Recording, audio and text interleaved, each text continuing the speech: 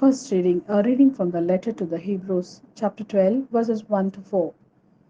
With so many witnesses in a great cloud all around us, we too then should throw off everything that weighs us down and the sin that clings so closely, and with perseverance keep running in the race which lies ahead of us. Let us keep our eyes fixed on Jesus, who leads us in our faith and brings it to perfection. For the sake of the joy which lay ahead of him, he endured the cross, disregarding the shame of it, and has taken his seat at the right of the God's throne. Think of the way he preserved against such opposition from sinners, and then you will not lose heart and come to grief.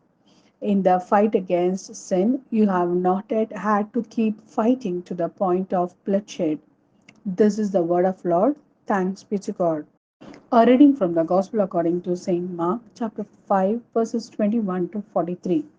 When Jesus had crossed again in the boat to the other side, a large crowd gathered round him, and he stayed by the lake. Then the president of the synagogue came up, named Jairus, and seeing him, fell at his feet and begged him earnestly, saying, "My little daughter is desperately sick. Do come and lay your hands on her, that she may be saved and may live." Jesus went with him, and a large crowd followed him. They were pressing all round him. Now there was a woman who had suffered from the hemorrhage for 12 years. After long and painful treatment under various doctors, she had spent all she had without being any the better for it.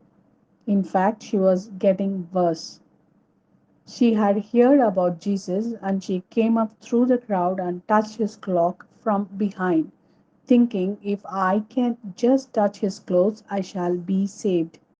And at once the source of the bleeding dried up, and she felt in herself that she was cured of her complaint. And at once, aware of the power that had gone out from him, Jesus turned round in the crowd and said, "Who touched my clothes?"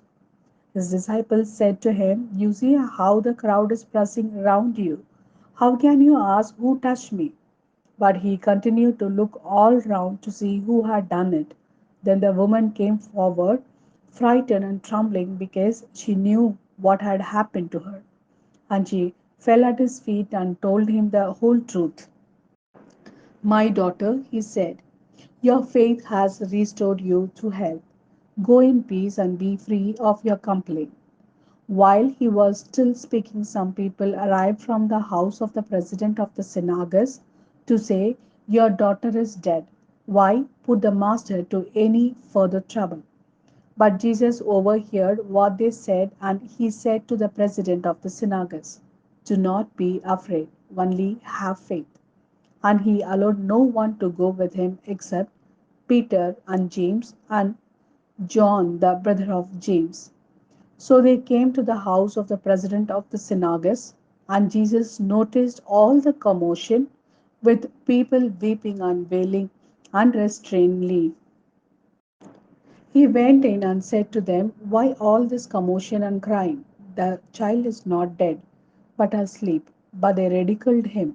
So he turned them all out, and taking with him the child's father and mother and his own companions, he went into the place where the child lay.